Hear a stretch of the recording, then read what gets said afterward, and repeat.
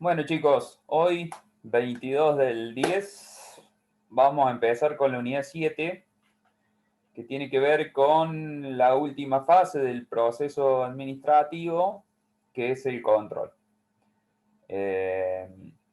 Ni bien habían empezado ustedes administrativo 1, lo que tratamos de determinar es conocer herramientas para poder ejecutar y llevar a la práctica herramientas en las distintas fases del proceso administrativo. En administrativo 1 vieron una parte que era la fase mecánica, que era la parte de planear y organizar. Y en el segundo cuatrimestre lo que vimos fue la fase dinámica, que se corresponde con lo que es dirección y control. Lo que estuvimos viendo dentro de este cuatrimestre es el tema de la dirección, que vimos distintas herramientas, nosotros poniéndonos del lado del gerente, lo que tratamos de incorporar son algunas capacidades que nos permitan hacer cumplir los objetivos determinados en la planeación sobre la estructura que nosotros hicimos en la organización. Por un lado, en la parte de la dirección vimos lo que es el proceso de comunicación, vimos el proceso de toma de decisiones, después empezamos a conocer los factores psicológicos de la gente para poder conocer a las personas que nos van a ayudar a cumplir con los objetivos. También vimos que dentro de esos factores había uno importante que nosotros podíamos usar en la organización, que es la motivación. A través nosotros de poder conocer a la gente, vimos cómo liderar a esa gente para que nos ayude a cumplir los objetivos, siempre de manera individual, y terminamos la parte de la fase del proceso de dirección viendo grupos y equipos, o sea, ya no solo gestionando personas de manera individual, sino que también empezamos a ver la relación que existían y cómo se comportaban cuando las personas que debíamos gestionar eran dos o más. ¿Está bien? Empezamos con grupo y terminamos convirtiéndolos en equipos. Esta es una de las últimas fases del proceso administrativo que vamos a empezar a ver y es la que se denomina el control. ¿Qué tiene que ver un poco el control antes de que avancemos? Bien, planeamos, determinamos la estructura de ese control, disculpen, de la estructura para poder llevar a cabo esos objetivos. A través de la dirección nosotros fuimos bajando tierra esos objetivos y tratando de hacerlos realidad. Y el control lo que hace es que mide lo que nosotros planeamos, si en realidad se viene cumpliendo o se cumplió. De acuerdo en el momento del tiempo que nosotros lo veamos, es que si el objetivo que nosotros definimos en la fase de planeación se cumplió o se viene cumpliendo. ¿Ah? Ese es el proceso, ahí es donde termina el proceso o comienza, llamémosle. Esto siempre, el dibujo está mal porque en realidad debería ser un círculo en donde es infinito. ¿Por qué? Porque en la mayoría de los casos, una vez que uno cumple un objetivo, automáticamente uno diseña un nuevo objetivo. Y sobre todo en las organizaciones, salvo que sea un proyecto muy particular que tenga un inicio y un final muy bien marcados, sino siempre es una encadenación de proyectos. Entonces, cuando uno llega a la fase de control que se terminó, verifica que si está bien se sigue, si está mal, miramos para atrás y reconfiguramos. ¿Vamos?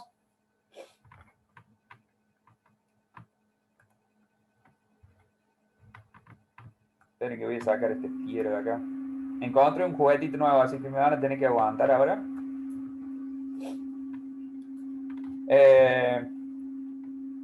Bueno, tanto como recuerdan que en la primera clase que yo les dije que para probar esta materia era necesario conocer o explicar el proceso administrativo, lo repito de nuevo. ¿Está bien? Quien no sepa explicar el gráfico anterior, no aprueba esta materia. Después la otra, o sea, todas las partes que componen el proceso administrativo y podemos ir a los penales. Pero quien cursa la carrera de matemática y no sabe sumar, restar, dividir y multiplicar, esto es lo mismo. El proceso administrativo es el padre nuestro de la carrera nuestra. ¿Ah? ¿Qué es lo que es el control? Bien, es la última fase en donde, tal cual lo definíamos recién, o sea, evaluamos los resultados con respecto a lo que nosotros habíamos planeado con el objeto de corregir las desviaciones para reiniciar el proceso. ¿Está bien? Un poco lo que hablábamos recién. Nosotros en la planeación nos habíamos propuesto llegar a cierto resultado en cierto tiempo. En cierto tiempo controlamos a ver ese resultado si está dentro de los parámetros que nosotros consideramos con que ese objetivo lo cumplimos. Si eso va bien, sigue su curso. Si no, vemos qué es lo que falló y vamos tomando algún tipo de acciones para corregir el rumbo. ¿Ah? ¿Venimos bien?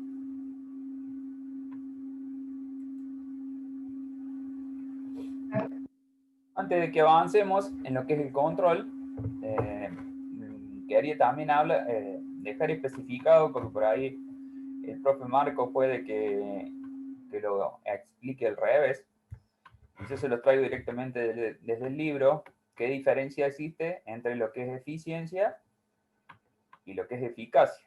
¿Está bien? La eficacia tiene que ver con el cumplir con los objetivos.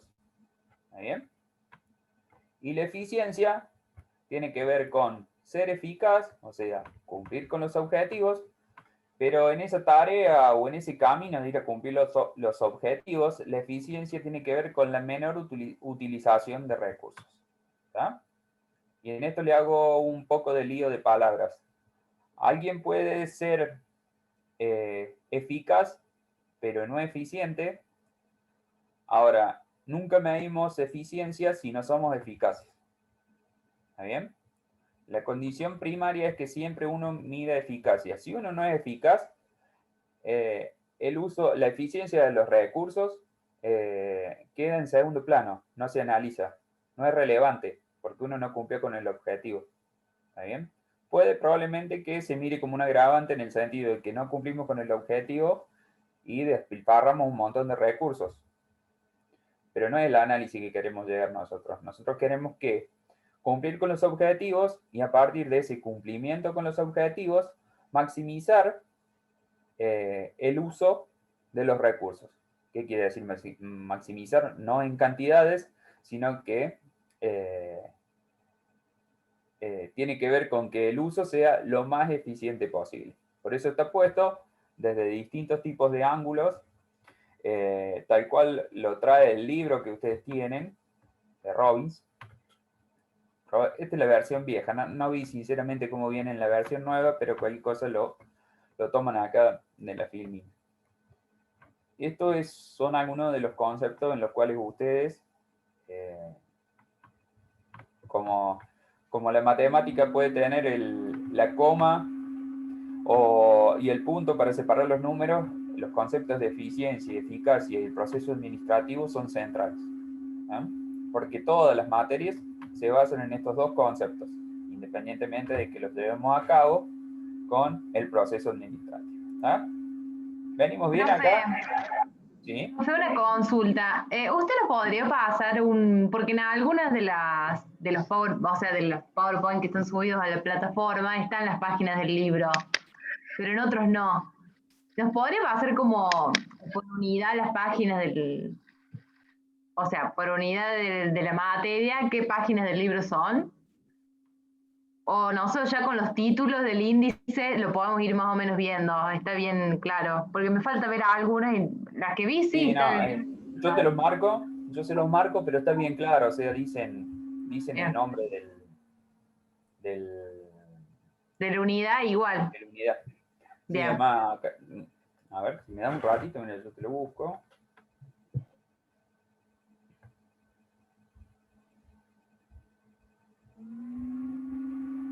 Y te digo hasta de qué páginas son.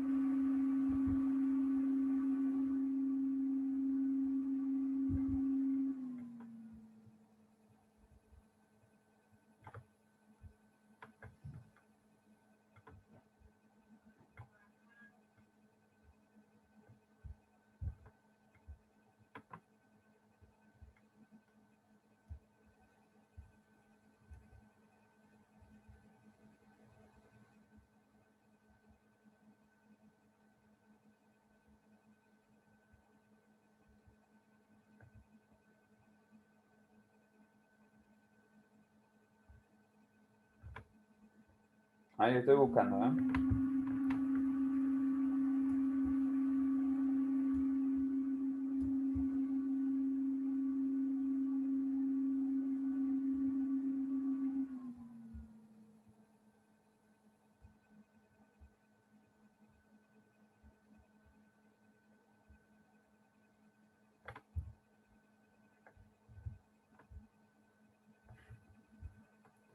Un cachito que acá no me parece. Bueno, después le marco el número de la unidad, de los adjuntos, con la par de 6.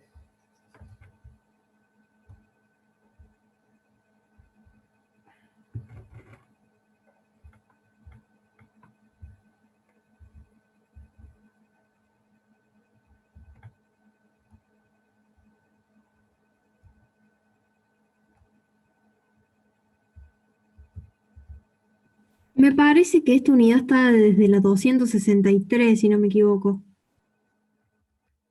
Y lo que pasa es que hay planeación y control al medio, por eso te quedaría, a ver, ya te digo.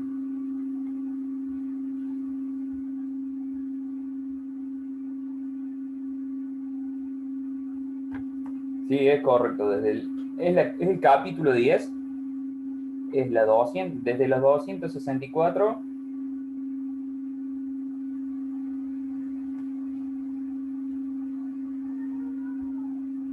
hasta la 286.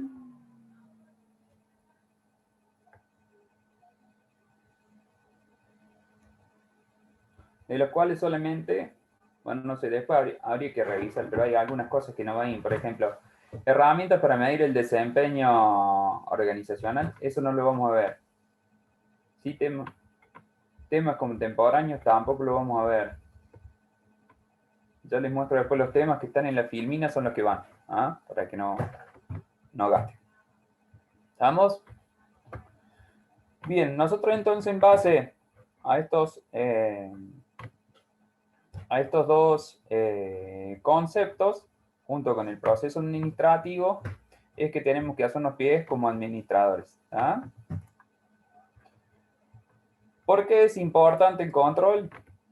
Bien, la fase de control es tan importante como las otras tres fases, ¿no es cierto? Pero tiene tres ejes por los cuales debe ser diseñada como un proceso. El control no lo vemos en el sentido de chequear información, sino que tiene que ver con el diseño de un proceso, al igual que cuando uno diseña un puesto de trabajo, también tiene que diseñar el control para ese puesto de trabajo. ¿Por qué? Porque a nosotros nos va a servir para controlar si lo que nosotros planeamos se viene cumpliendo o se cumplió al final del periodo que nosotros habíamos establecido. Es importante porque nosotros, es el termómetro un poco que nosotros venimos viendo o que venimos analizando del grado de avance del cumplimiento de los objetivos. ¿Ah? Entonces, esa es la principal función de la fase de control. Por otro lado, como nosotros, ubicados desde el lado del gerente, vamos a tener que empezar a delegar un montón de tareas dentro de la organización porque no podemos hacer nada. O sea que vamos a tener que llevar a cabo el empowerment, o sea que es darle poder a los empleados para que tomen decisiones. No solo nosotros tenemos que dar ese poder de decisión a nuestros empleados, sino que nosotros como responsables, porque nosotros le estamos dando el poder, pero la responsabilidad sigue siendo nuestra. Entonces, en ese diseño de dar o empoderar a nuestros empleados, debe también contar con las herramientas necesarias para que nosotros podamos controlar las decisiones que está tomando ese empleado. ¿Ah? O sea, el organigrama hoy en día no es un dibujito que maneja solamente las jerarquías. O sea, el gerente general debe tener a lo mejor 3 o 4 gerentes de área que tienen que cumplir ciertos objetivos. En la fase de planeación se dirán que esos objetivos se deben cumplir de determinada manera en cierto tiempo y dentro de un rango de aceptación. Ese proceso de control, ¿no es cierto?, de tiempo y resultado, debe ser diseñado cuando uno debe ser diseñado ese proceso dentro de los objetivos. Y también debe estar diseñada la forma en la cual se van a tomar acciones necesarias en caso de que el resultado real con el objetivo o el planeado no se venga cumpliendo. Ya lo vamos a ver un poquito más adelante. Y el otro tema, ¿por qué es importante el control? Tiene que ver con la protección de centros de trabajo. ¿Qué quiere decir la protección del centro de trabajo? Esto un poco obedece a la empresa mirándola desde el lado del rebaño. Tiene que ver con la protección de la gente que conforma la organización de manera interna. Hoy, por ejemplo, o bueno, lo que fue este año es medio complicado este tema en el sentido, por ejemplo, de la privacidad de los datos de las organizaciones. O sea, muchas empresas tuvieron que soltar la privacidad de los datos internos de la organización. ¿Por qué? Y porque las organizaciones hoy en día, sobre todo la parte administrativa, hicieron mucho home office. ¿Está bien? Entonces, uno tenía que entrar desde afuera de la organización a la base de datos de adentro de la organización, y eso en el mundo produjo miles y miles de millones de dólares de pérdida, porque se metió un hacker, encriptaba la base de datos y nadie podía, la organización no podía funcionar. Algo que antes, con la gente trabajando dentro de la organización, no solía pasar.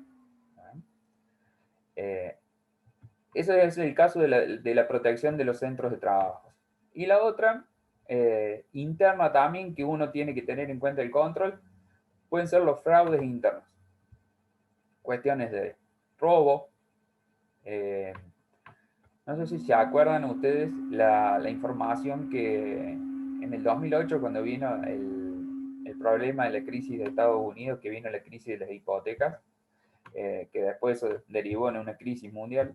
En el 2008, cuando se caen todos los bancos de Estados Unidos, eso no se magnificaba las herramientas financieras que se estaban haciendo. A partir de ese caso, es que dentro de los bancos de Estados Unidos, todas las herramientas que tienen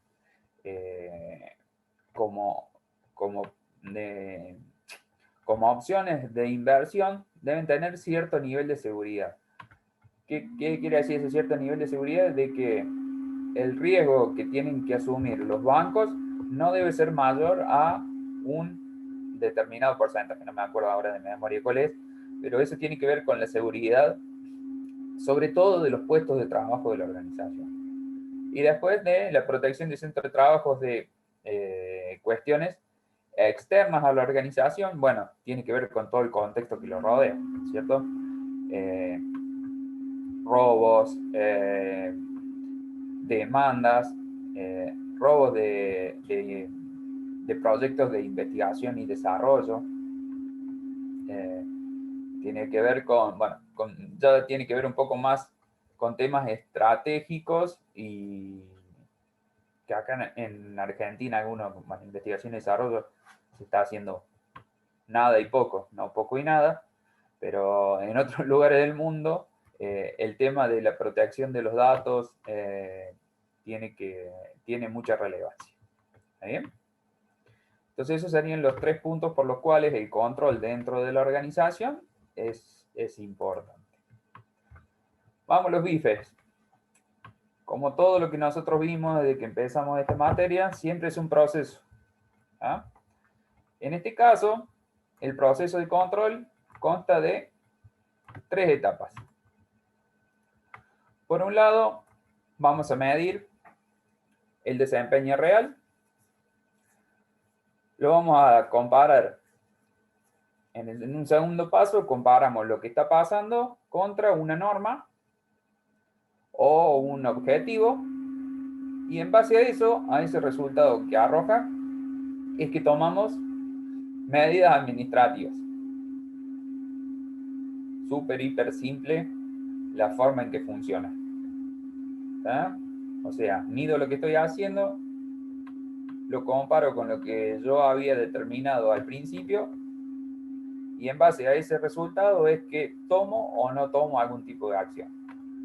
Si yo les digo, por ejemplo, que una persona mide 1 metro o 2 metros 5, ¿es alto o es bajo? ¿Qué opinan ustedes?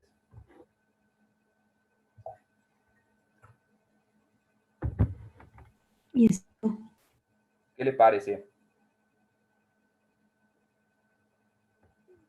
Una persona que tiene una altura de 2 metros 5, ¿es alto o es bajo? es alto, profe. Es alto. ¿Están todos de acuerdo?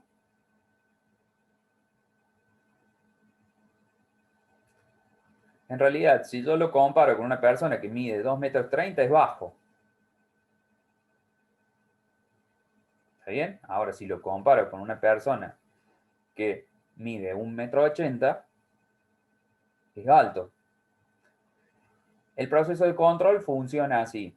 Identificamos, ¿no es cierto?, o medimos el desempeño real, en este caso, la persona que mide 2,5 m, y después comparamos con lo que nosotros tenemos como parámetro o como norma. Como norma podemos tener o que es 1,80 m o que son 2,30 m. En base a esa comparación, después nosotros vamos a tomar decisiones de acuerdo a lo que nosotros queramos saber. En este caso queríamos saber si era bajo o era alto. ¿Está bien? De acuerdo a la norma que nosotros establezcamos es que determinamos que la persona es alta o es baja. Simple. Pregunta de recontra, parcial, final, de todos. Esta es una es algo, siempre lo tomo, ¿por qué? Porque es muy simple de explicar y no es lógico. No necesitan ni ir a leer. Con el gráfico lo tienen que interpretar. ¿Ah? Entremos a ver qué pasa en cada estadio o en cada etapa del proceso de control.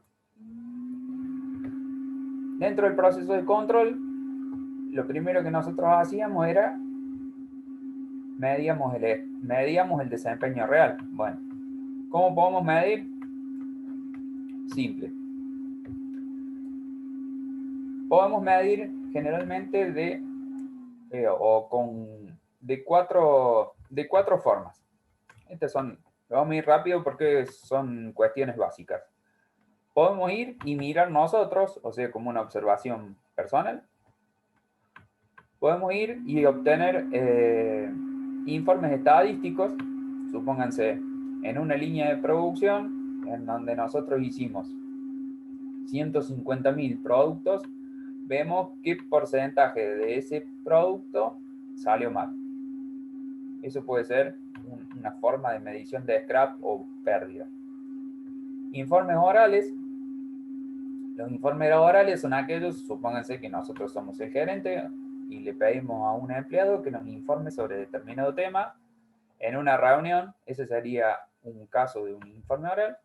O un informe escrito en donde le pedimos a alguien que nos redacte de manera escrita sobre una situación en la cual se haya encontrado. Estas son las cuatro formas de medir más comunes que existen. O sea, no tiene más complejidad que esto. Tiene sus ventajas y sus desventajas, que no lo vamos a ver ahora, pero quiero que sepan que estas son las 4 formas tradicionales de medir. Si ustedes conocen alguna nueva o pueden implementar algo distinto a esto, bienvenido sea. Por otro lado, está para ver el desempeño real, no solo en el cómo medimos, sino acá lo que tenemos que empezar a ver es qué medimos. ¿Eh? Los tipos de medidas que nosotros podemos tener son aquellos que son cuantificables y tangibles, como, supónganse, el número de X unidades vendidas en un periodo de tiempo, la cantidad de unidades producidas en X unidades de tiempo, que son fáciles de medir porque se pueden cuantificar y se pueden Y se pueden tocar las horas trabajadas, o sea, un montón de indicadores podemos sacar. Y del otro lado tenemos algunas medidas subjetivas, como por ejemplo, como veíamos, no sé si recuerdan en la unidad 3, cómo medíamos la satisfacción de los empleados en su puesto de trabajo.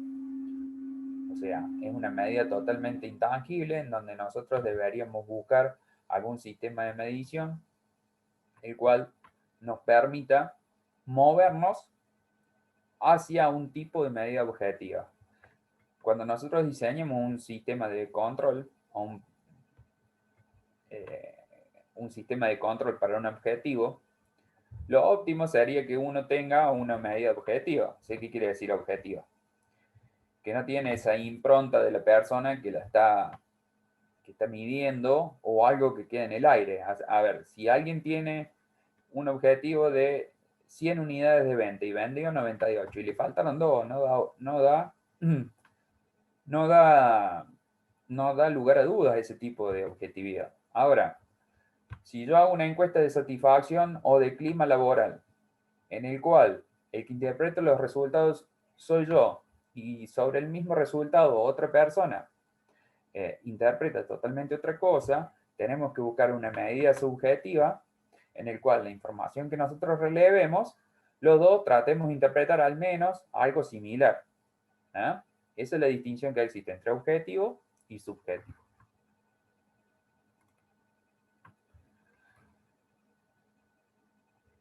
Damos por hecho de que nosotros la norma la establecimos en el proceso de planeación. ¿Está bien? ¿Qué quiere decir esto? Que nosotros ya sabemos contra qué vamos a medir. Lo que nosotros, el punto 2, que tiene que ver con establecer una norma, nosotros ya eso ya viene preestablecido de la fase de planeación. O sea, nosotros ya sabíamos el norte, que teníamos que vender tantas unidades en tanto tiempo. Nosotros, una vez que se vienen ejecutando o viene pasando el tiempo y se van dando las metas y los objetivos, los vamos comparando con esa norma. Dentro de esa norma, lo que nosotros tenemos que ver es que existe un rango que se llama margen de variación, en donde la comparación con el desempeño real con la norma que nosotros habíamos establecido está dentro de los límites aceptables. ¿Está bien? Supónganse en el grafiquito que tenemos ahí. Nosotros habíamos definido que el estándar en un determinado tiempo, supónganse ahí, ¿ven el gráfico? Sí, profe. Déjenme usar el dedo porque no lo pude usar todavía. Miren. Ahí. ¿Ven ahí donde dice estándar?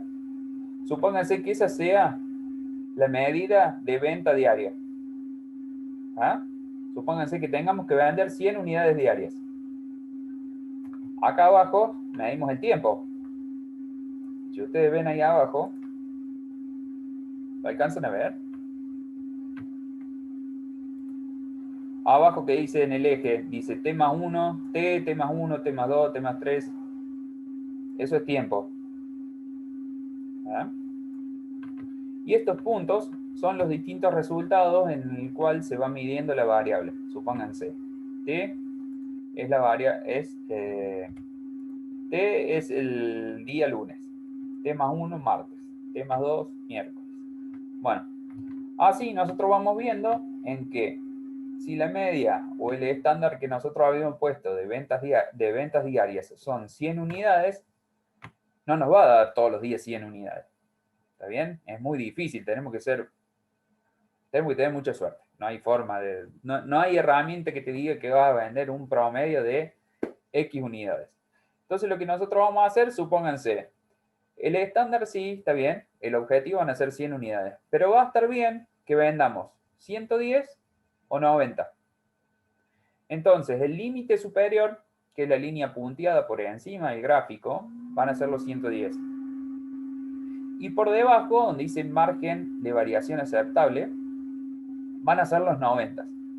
Entonces, si nosotros observamos todo el año que el margen, o la mayoría de las veces, los resultados están dentro de ese segmento que va entre el límite superior aceptable y el margen de variación aceptable, quiere decir que nosotros venimos cumpliendo con el objetivo, que es lo que nos habíamos propuesto al principio.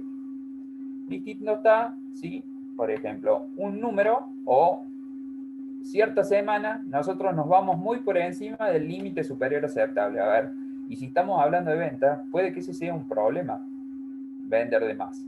¿Está bien? Por eso es tan importante la planeación. Y ustedes me dicen, sí, está bien, pero vos vas a vender de más y vos lo que querés es vender. Sí, bueno, pero probablemente vender de más también en algún momento sea contraproducente. ¿Y por qué contraproducente? Y puede que vos no tengas el stock de materia prima necesario para producir ese excedente de venta del cual vos tenías planeado. ¿Ah? Siempre es más fácil ver por debajo del margen de variación, donde yo quería vender 100 y durante cierto periodo de tiempo vendo 80, 82, 87 y nunca llego al mínimo que es el 90. Entonces, cuando eso va pasando en el tiempo, tenemos que ir viendo de qué manera lo solucionamos. ¿Ah? Entonces, la idea un poco de la comparación es que existe un rango de aceptación en donde el resultado del objetivo se considera como cumplido. ¿Venimos bien? Sí, profe. Bien. Bueno, gracias.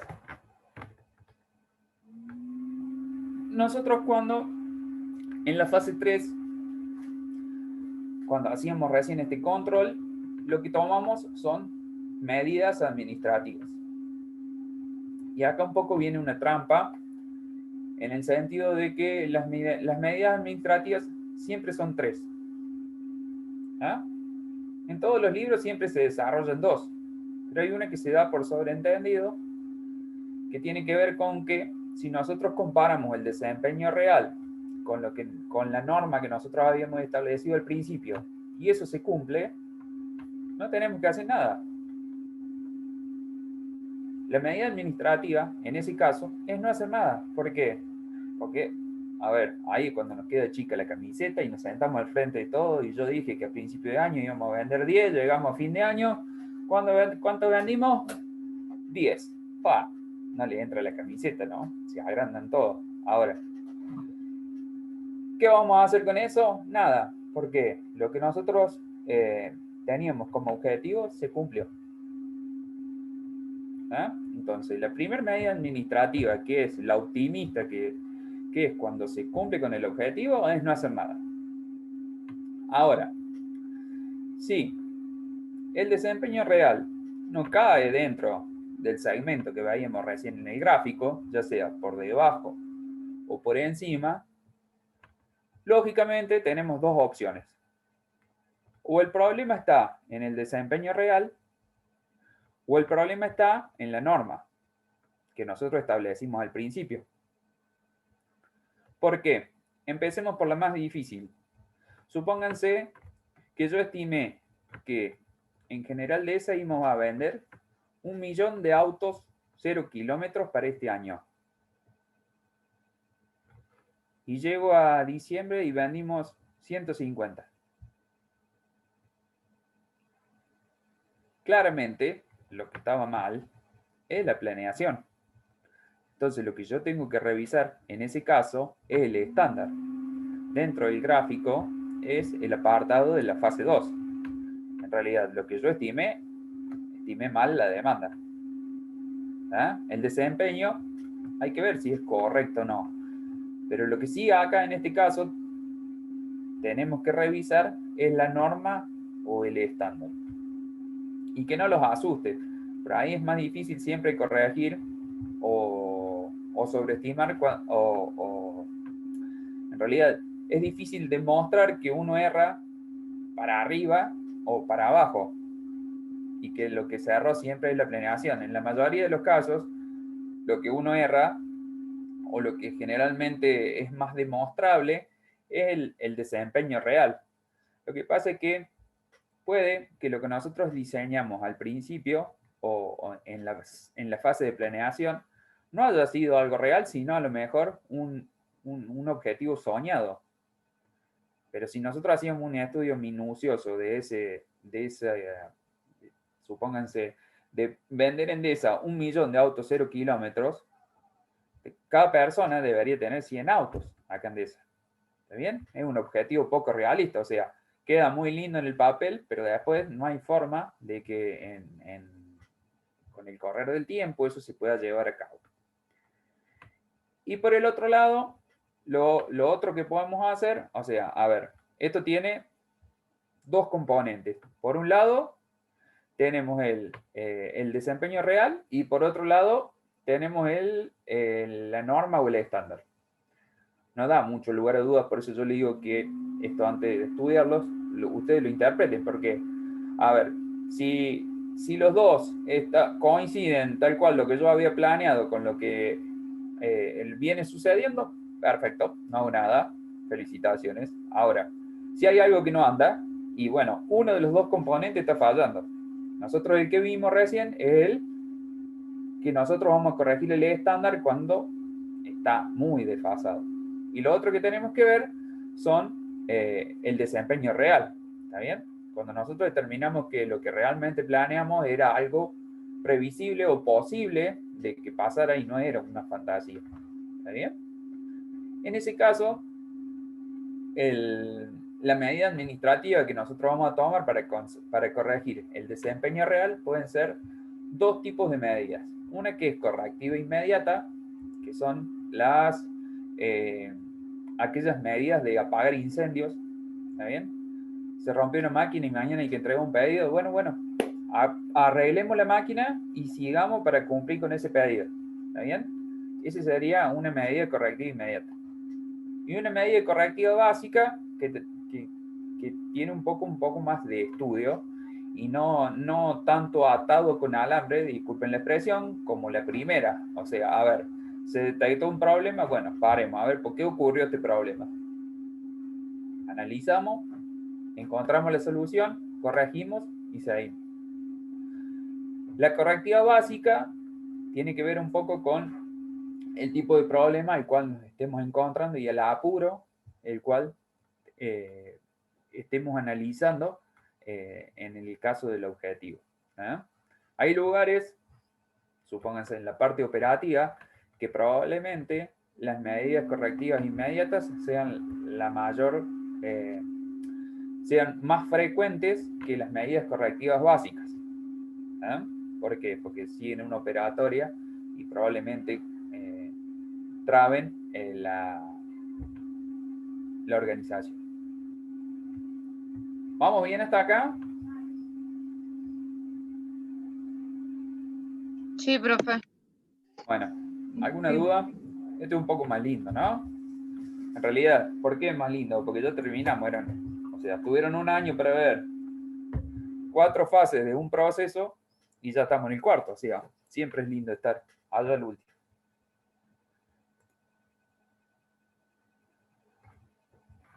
Bueno, todo eso que vimos que recién es para explicar este cuadro. Y no se asusten, porque es fácil. ¿Ah?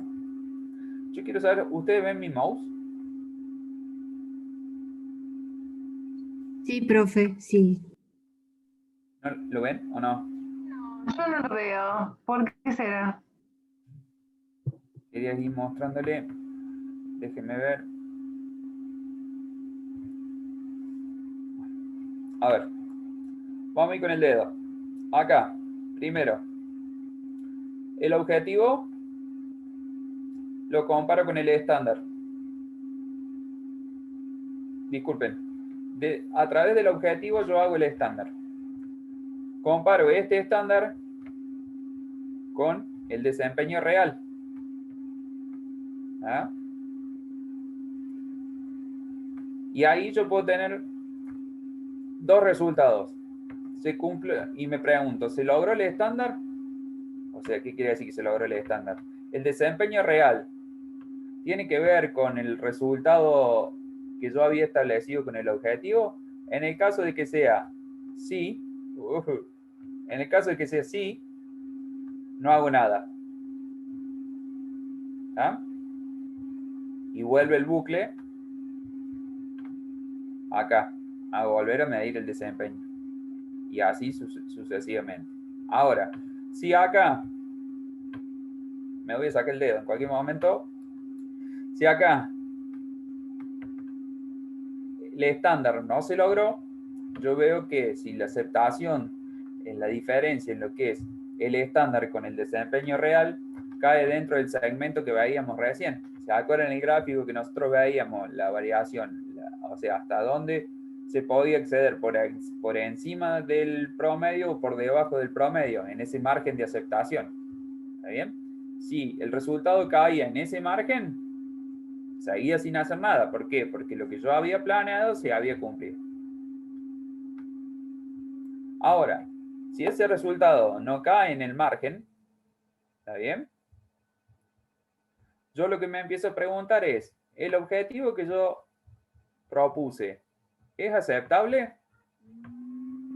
Si ese objetivo que yo propuse no es aceptable, lo que voy a hacer es revisar el estándar, que es este acá. ¿Está bien? Yo reviso, rehago de nuevo el estándar y voy y vuelvo a medir contra el desempeño real. ¿Me explico? ¿Me siguen hasta ahí? ¿O no? Háganme con el dedito para arriba, ¿sí o no? En realidad es un gráfico de flujo de lo que vimos desde la filmina 3 en adelante. Ahora, acá cuando el estándar, acá abajo cuando el estándar se cumple, tenemos que identificar por qué causa el desempeño real varió tanto respecto a lo que nosotros habíamos planificado en un principio. Entonces ahí lo que nosotros tenemos que tomar acciones administrativas para corregir el desempeño y llevarlo al estándar de lo estimado que habíamos determinado en un principio.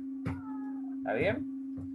Siempre se resuelve o siempre es un círculo virtuoso en el cual nosotros medimos el desempeño real, corregimos con lo que habíamos determinado y en base a ese resultado vemos qué hacemos. ¿Está todo bien? Sigue el círculo y de nuevo, seguimos midiendo, seguimos controlando y de nuevo, ¿está todo bien? Y sigue dando vuelta el tema.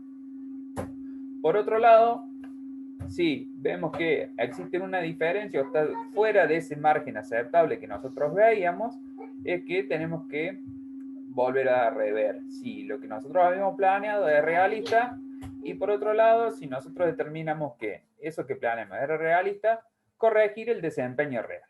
¿Está?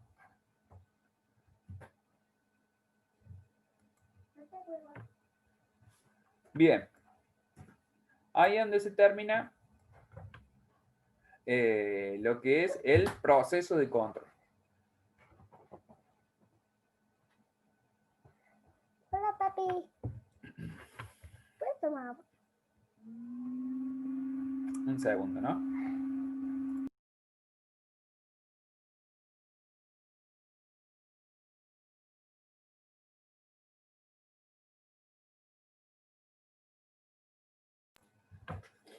Tenía visitas, disculpen. Bueno, avancemos. Veamos ahora los distintos tipos de control. Los distintos tipos de control que nosotros podemos hacer, lo vamos a relacionar con el momento en el cual se hace el control.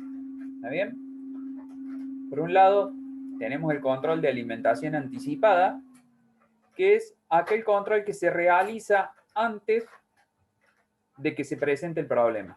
¿Está bien? O sea, nosotros centrándonos en el momento que se produce el problema, nosotros vamos a buscar un control que sea antes o tratar de anticiparnos a que ese problema no se produzca.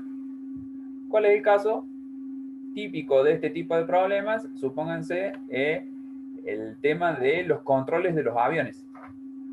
Fíjense que antes de que despegue un avión siempre se le hace un control técnico por ley, ¿cierto? Por ley. Por ley.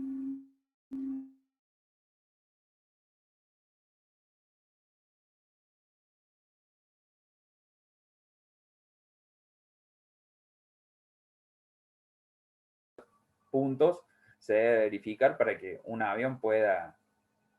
Hola, Profe, se cortó, no sé si a vos te... hola, ¿hasta dónde me escucharon? Ahí hasta donde dijiste controles. ¿Escucharon el ejemplo? Claro, sí, sí, eso. Cuando vos dijiste y pusiste las manitos ahí, ahí quedó. Ah, bien. Bueno, ese en el caso, bueno, el de control de alimentación anticipada, tratamos de anticiparnos a que no surjan ese tipo de problemas, como en el caso de los aviones. El segundo tipo de control que tenemos es el concurrente, que tiene que ver con uno descubre y trata de solucionar el problema a medida que va transcurriendo. ¿Cuál es el caso de ellos? Supónganse, tenemos una máquina que hace tejido. ¿Está bien? Tenemos una persona que está mirando en la línea que cierto tipo o cierta parte del proceso salga correcta. Una vez que ese proceso le surge un problema, en ese mismo momento la persona lo soluciona, entonces el proceso sigue. ¿Está bien? Esos son los controles de tipo concurrente. Y por último, que son la mayoría de los controles que tenemos el de retroalimentación. ¿Cuál es el control de retroalimentación? Un poco el que veíamos recién. O sea, controlamos una vez que los eventos ya ocurrieron, comparamos el desempeño que tuvieron contra lo que nosotros esperábamos y en base a eso, después de que el problema ocurrió, es que nosotros tomamos algún tipo de decisión. ¿Está? Fácil, muy fácil. Acá están determinados cada uno las condiciones, que es lo que explicábamos recién, el concurrente. Hoy, por ejemplo, el tipo de control concurrente se está empezando a hacer con inteligencia artificial. Vieron que ahora las cámaras, bueno, esto que estamos viendo ahora es inteligencia artificial y es un control concurrente. La cámara mía, me ven ustedes allá arriba a la derecha de sus pantallas, que solamente ustedes me ven a mí, pero atrás mío hay una sábana verde. Entonces, si yo muevo la mano, ustedes no ven el verde atrás. Automáticamente y de manera concurrente, el programa que está leyendo el video va borrando atrás el fondo verde. Bueno, en las organizaciones hoy el control concurrente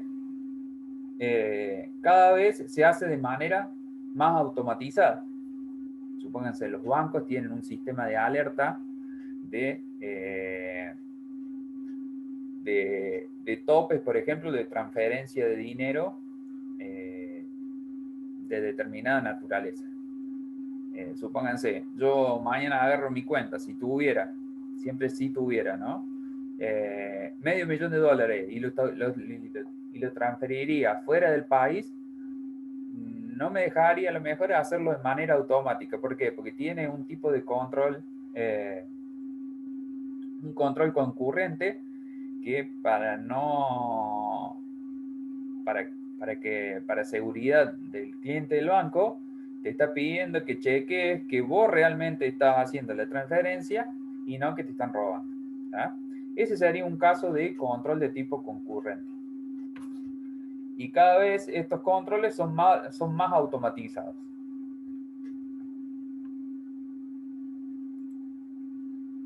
Y por último, bueno, los de retroalimentación. Bueno, cuando ustedes analizan un balance, no pueden cambiar más nada, porque ustedes están analizando para atrás lo que habían planeado con lo que pasó. Esto sirve, diríamos, para retroalimentar lo que es el proceso administrativo, pero bueno, tiene como desventaja, dentro de los 3 tipos de controles que vimos, que uno acá no puede cambiar lo que ya pasó para atrás. Sí puede mejorar lo que viene para adelante.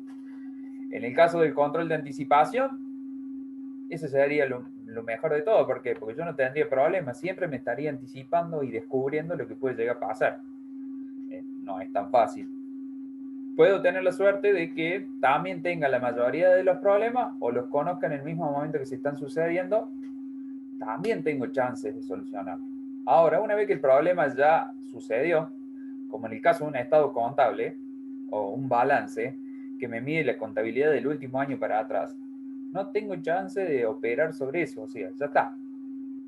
El tipo de control de retroalimentación es eso. O sea, mirar para atrás y ver qué pasó. En base a lo que ya pasó para atrás, es que yo pueda o no pueda mejorar. ¿Está bien?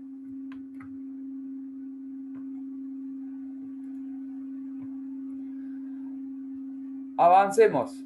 Algunas recomendaciones o algunas características que deben tener un sistema de control eficiente.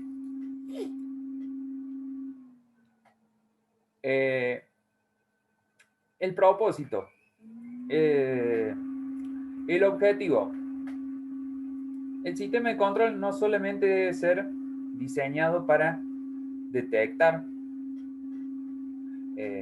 diferencias entre lo planeado y lo que viene ocurriendo, sino que también debe proponer o estar diseñado de manera tal de que proponga soluciones de manera de eficiencia. ¿Está bien? Un poco el primero y el segundo se relacionan. ¿Qué quiere decir esto? Que lo que nosotros diseñemos sea no solo útil para detectar, o sea, eficaz para detectar, sino también, y ya nos metemos en el segundo punto, tiene que ser eficiente. ¿Está bien? ¿Eficiente en qué sentido?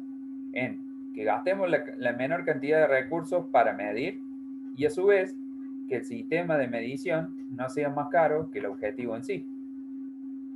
No sé si ustedes miran Los Simpsons. ¿Miran Los Simpsons, sí o no? No, ¿No? profe. Bueno, por ejemplo, había un capítulo de Los Simpsons en donde había se medía mediante jet ultrasónicos si entraban osos o no al pueblo. Entonces, el costo de el control de a ver si entraban o no osos al pueblo era muchísimo más grande que el beneficio que traía. O sea, ya empezamos a hablar de la relación costo-beneficio. Supónganse, si yo para controlar el desempeño de una persona necesito 3 personas, y probablemente sea ineficiente el sistema de control. ¿Ah? El otro tiene que ver con el establecimiento de las normas. ¿Se acuerdan cuando veíamos el proceso de toma de decisiones? Que teníamos política. A ver si se acuerdan. Política, reglas y procedimientos. Bien. Lo que nosotros tenemos que aplicar, o sea, el establecimiento de normas tiene que ver con las políticas y los procedimientos de control. ¿Eh? O sea, el control no puede dejarse librado al azar. Eso sí, tiene que estar predeterminado de antes, de saber qué, cómo, cuánto y cuándo se va a medir. ¿Eh? Siempre debemos tener un responsable, alguien encargado de esa medición y debe estar asignado.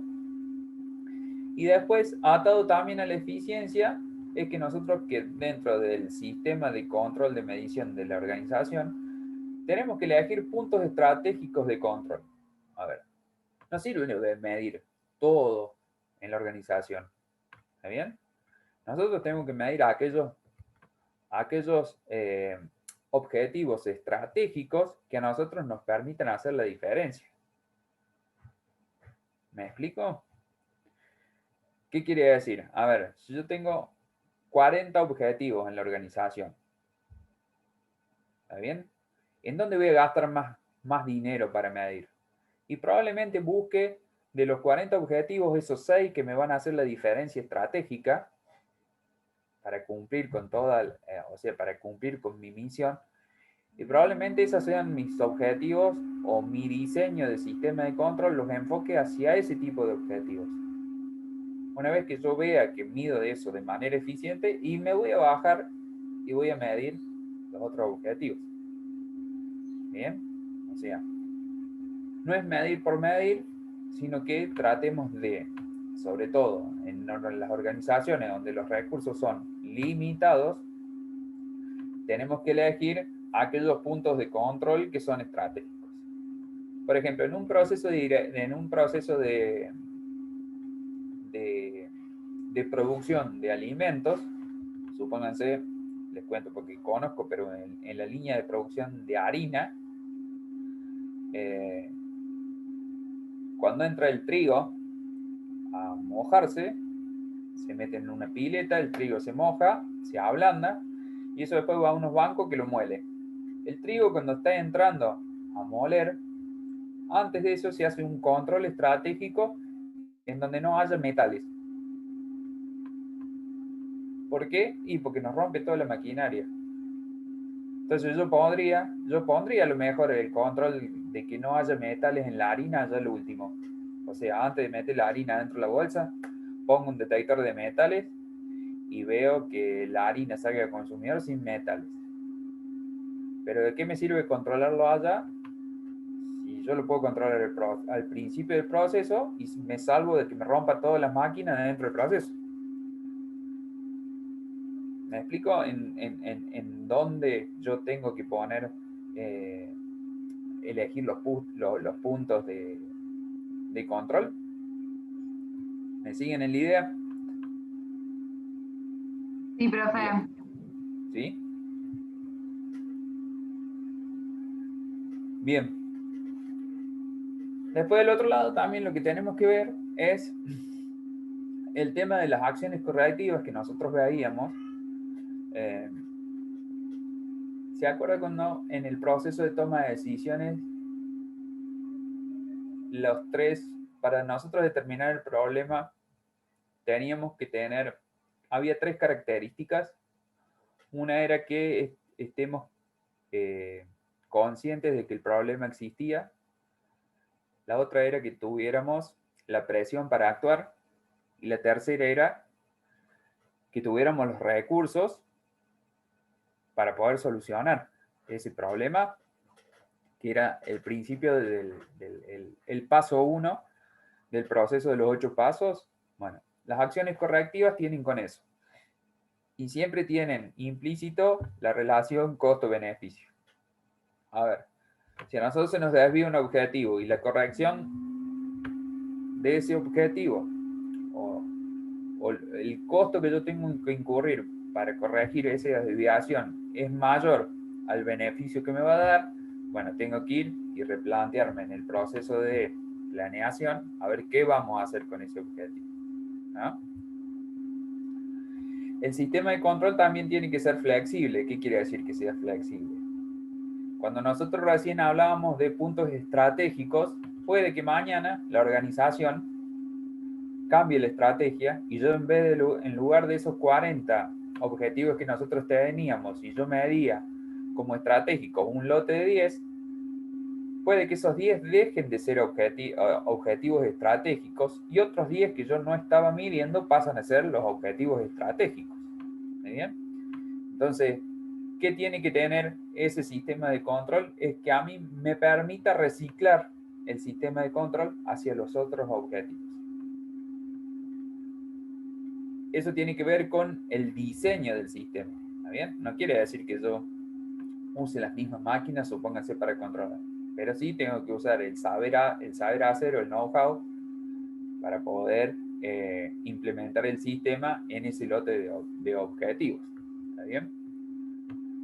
El tema de la adecuación es que tiene que ver también un poco con la flexibilidad. Obligación de control. Siempre el control debe ser obligatorio. ¿Ah?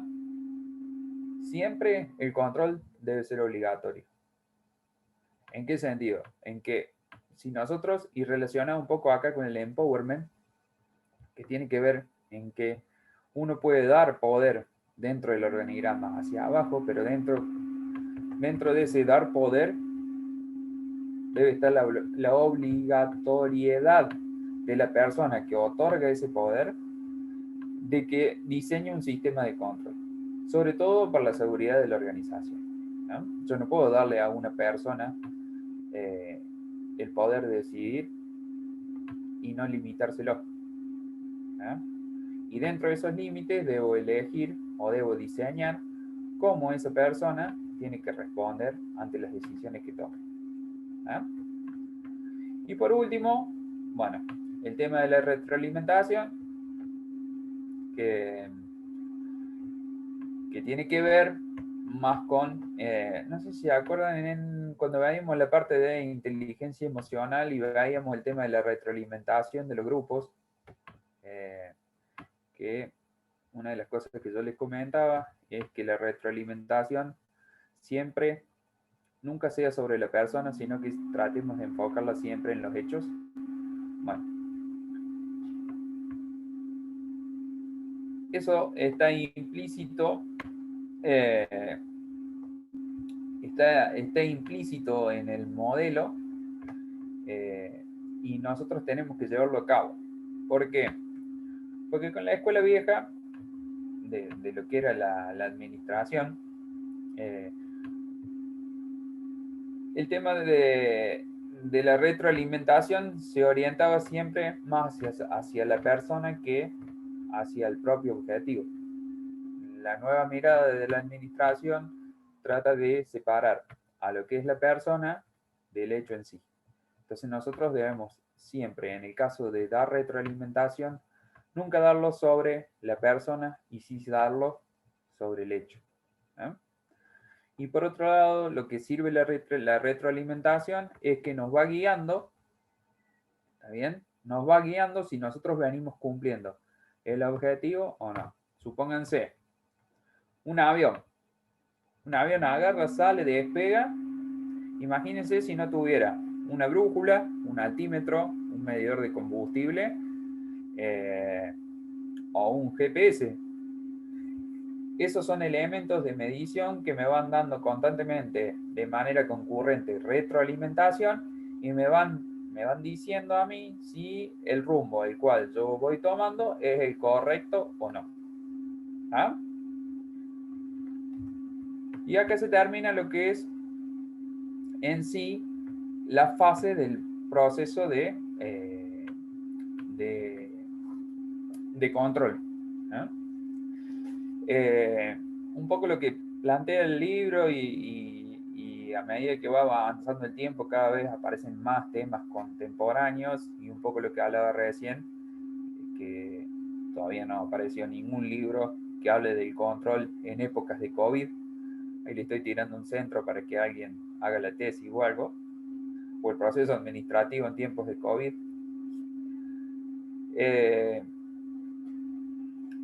Lo que plantea el libro un poco es el adaptar los sistemas de controles a diferentes culturas. Tiene que ver en que siempre vemos, ya sea tanto en todos los temas que vimos de dirección.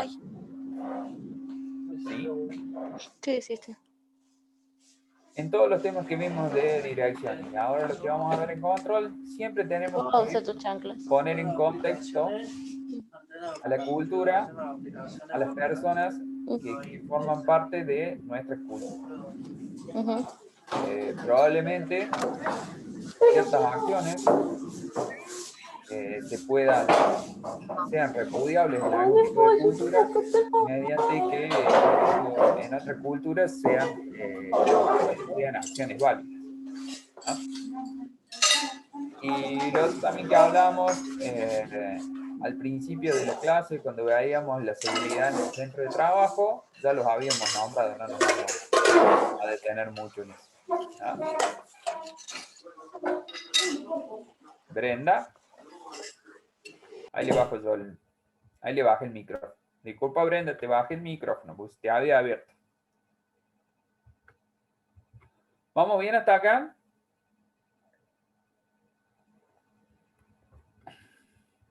Oye, fácil, no tenemos tanto lío, ¿no?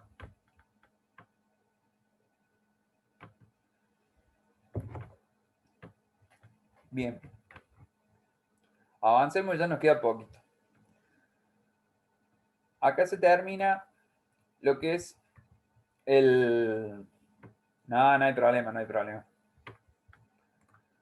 Acá terminamos lo que es la explicación o lo que atañe al proceso de control. Lo que vamos a ver ahora es una herramienta que se ha desarrollado mucho y que hoy es de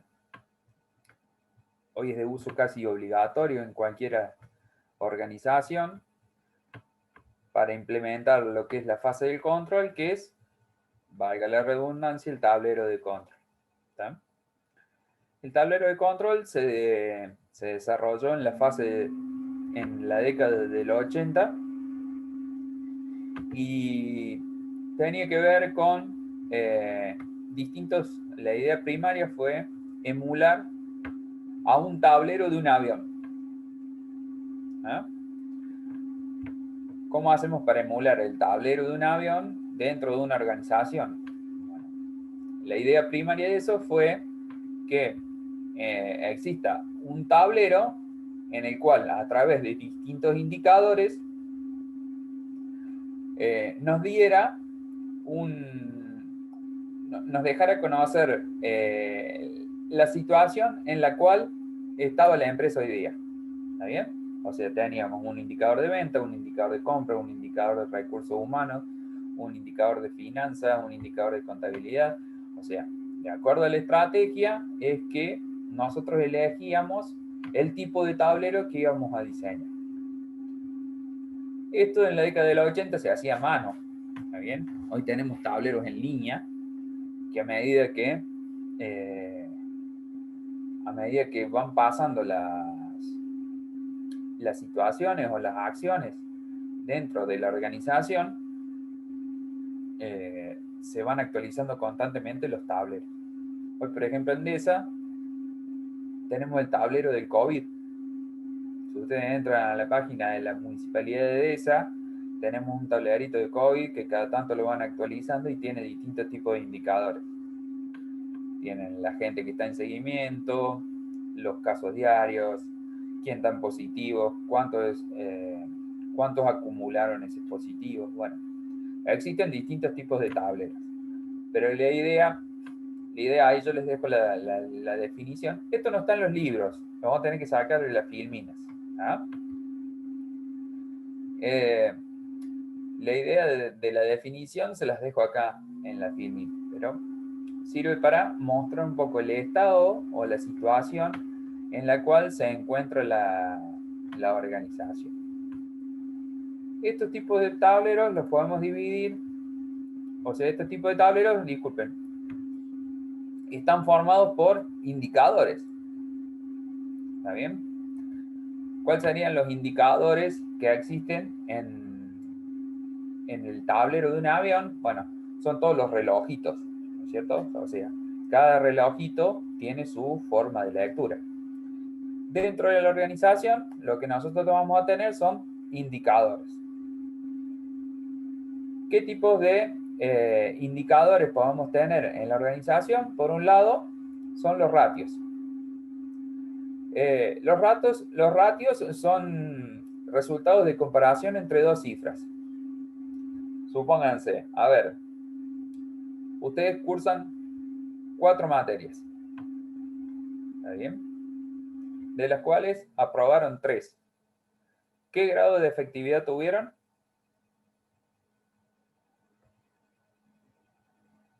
El 75%. ¿Está bien? O sea, de 4 materias aprobaron 3. ¿Qué grado de efectividad tuvieron? El 75%. ¿Me explico? Eso es la comparación de dos cifras significativas. Dentro de las organizaciones, las podemos interpretar de distintas medidas en esas cifras. Supónganse, el mismo indicador que nosotros vimos, lo podemos comparar con un valor absoluto, que quiere decir, bueno, Es lo mismo de decir el 0,75, o sea, yo aprobé 0,75 materias en este cuatrimestre o el 75%. Depende de la forma en que yo lo exprese. ¿Tá? Siempre hablando de que de 4 materias aprobamos 3. Ese mismo indicador lo podemos comparar con un dato histórico. ¿Qué quiere decir? Yo en el primer cuatrimestre de 5 aprobé 2. O sea que aprobé solamente el 40%. Ah, y este cuatrimestre, ¿cuánto aprobé? Aprobé 3 de 4, el 75. O sea, yo comparo el 75 contra el 40 del primer cuatrimestre y hago una valoración de si mejoré o empeoré. ¿Ah? Comparado con lo previsto, es el propio sistema o el propio proceso de control. Comparado con la competencia, supónganse, Sofía contra Micaela. A ver, Sofía hizo 5 y aprobó 3. Y se compara contra Micaela, que de 5 aprobó 1. O le vamos a poner que aprobó 5, así no matamos tanto a Micaela. Pero supónganse que aprobó 5. Entonces ella evaluará si su desempeño con respecto a la competencia, que fue Micaela, fue bajo o fue alto. ¿Eh? Eso se da mucho en las organizaciones. A ver, Nike con Adidas. Bueno, a ver qué participación de mercado tiene Nike. Ah, bien. ¿Y cómo le fue a Adidas, el principal competidor? Y ahí, en base a eso, es que nosotros vamos a comparar si nos fue bien o nos fue mal. O sea, nosotros lo que estamos viendo es la forma de comparar. Después analizaremos el resultado. Y por último, tenemos que estos ratios de gestión se pueden comparar internamente. Ah, mire qué bueno. Sofía se saca un 8 y Micaela se saca un 7. Y ahí empezamos a comparar. O sea, son ratios. O sea, la comparación del resultado que obtenemos se compara de manera interna. ¿Ah? La forma de expresar estos ratios, que es como lo que veíamos recién, puede ser una relación 3 de 4, como el ejemplo primario, como número natural 0,75, como un porcentaje o como un tanto por mil. Eso depende de la forma en que ustedes quieren contar la historia. Últimamente, con esto de que hay 1.000.000 de números y que los tableros, hoy los tableros de control prácticamente se arman solos. Existe un montón de software en donde ustedes ponen 3 o 4 columnas con datos y les arman un super tablero de control. Se habla del storytelling, que es la forma de contar la historia, que tiene que ver con los viejos reportes, supónganse, de ventas, que decía, bueno, mira, de los 100 que vendimos 50 del producto A, 30 del B y 20 del C. Y los vendimos en tal región, entonces eso armaba una rosca de números en donde nadie entendía nada. Entonces hoy, la forma de contar la historia es mucho más fácil. ¿Por qué? Porque hay gráficos de todos los tipos de niveles y esta información se hace mucho más rápido. Antes a ver, yo cuando hacía el secundario no existía el Windows y teníamos que presentar unos gráficos, ustedes no se imaginan, nos llevaba una tarde hacer un gráfico. Hoy ustedes le hablan al teléfono y le digo, necesito el gráfico de población de los últimos 10 años, se los trae al teléfono. ¿Ah? Entonces, la forma en que ustedes cuentan la historia es como realmente se hace la diferencia, independientemente de la forma en que ustedes expresen el ratio. ¿Ah? Otra de las formas de indicadores que podemos tener dentro de la organización son los grados de avance. ¿Qué quiere decir los grados de avance? Similar a lo que se utiliza en, por ejemplo, una obra en construcción. Bueno, a ver, ¿en qué grado de avance ven? Y vengo en los cimientos. ¿Está bien? Y bueno, a ver, el siguiente objetivo es, bueno, llegar hasta el techo. Listo. ¿En qué grado de avance ven en la pared? El 50%. El 60%. ¿Da? Lo que nosotros, eso generalmente tiene que ver con el cumplimiento de ciertos objetivos atados a tiempo. ¿Da? Entonces uno lo que va midiendo es el grado de avance de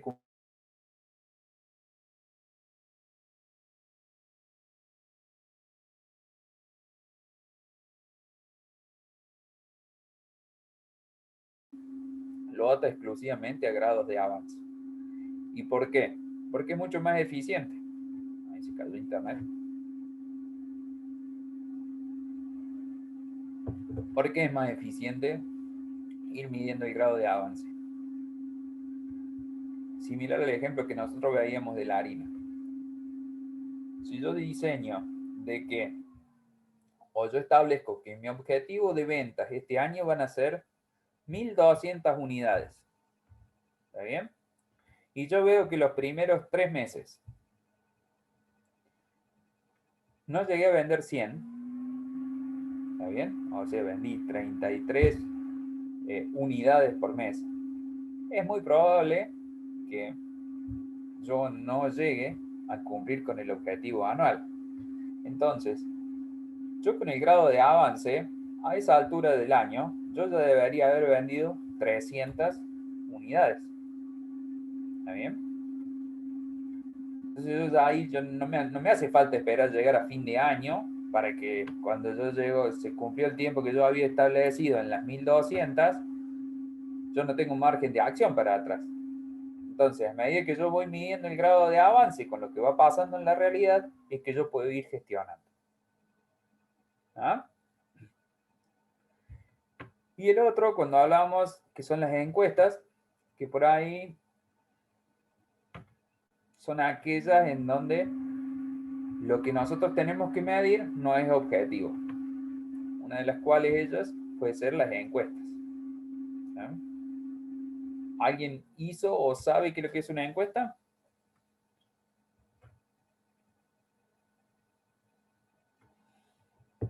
¿En marketing no tienen que hacer una encuesta algo? Profe,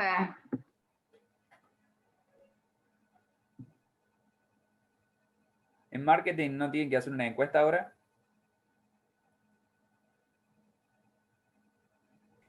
Sí, profe. Sí. Bueno, la misma encuesta que ustedes tienen que hacer para marketing se puede aplicar para el cumplimiento de un objetivo. ¿No? No tiene tanta complejidad una encuesta, o sea, se va sumando a medida que vamos haciendo, a medida que vamos preguntando. Un segundo.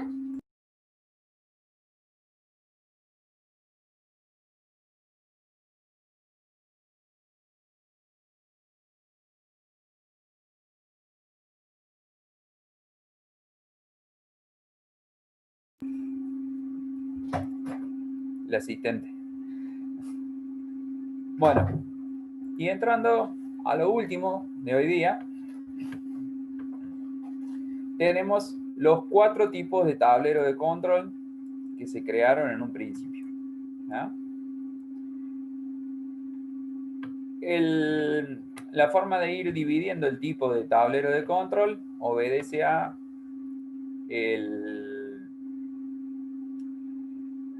sobre todo al tipo de objetivos o indicadores que me van mostrando el cumplimiento de objetivos. El primer tablero que nosotros podemos diseñar, que es el más fácil de todos, que tiene que ver con el tablero de control operativo, son todos aquellos ratios de medición que hacen al día a día de la organización. ¿No? Por ejemplo, puede ser las ventas diarias, las compras diarias, precio, producción, logística, todo lo que ustedes se imaginan dentro de una organización que se da de manera diaria, semanal, mensual, aparece todo en el tablero de control operativo. Ya un poco por encima de la parte operativa se ubica el tablero de control directivo.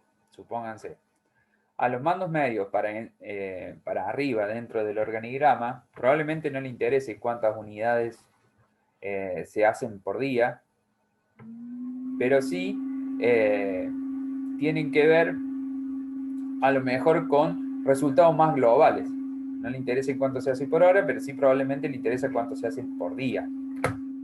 ¿Ah? Tienen que ver con objetivos más diseñados de mediano plazo.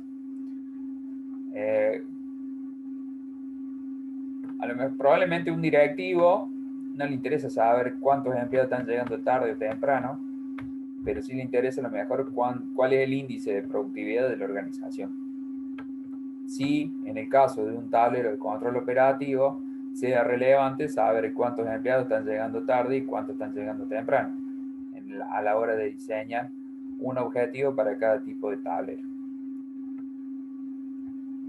Y después tenemos un tablero de control estratégico, que este tiene que ver un poco más con los tableros que se miran a largo plazo.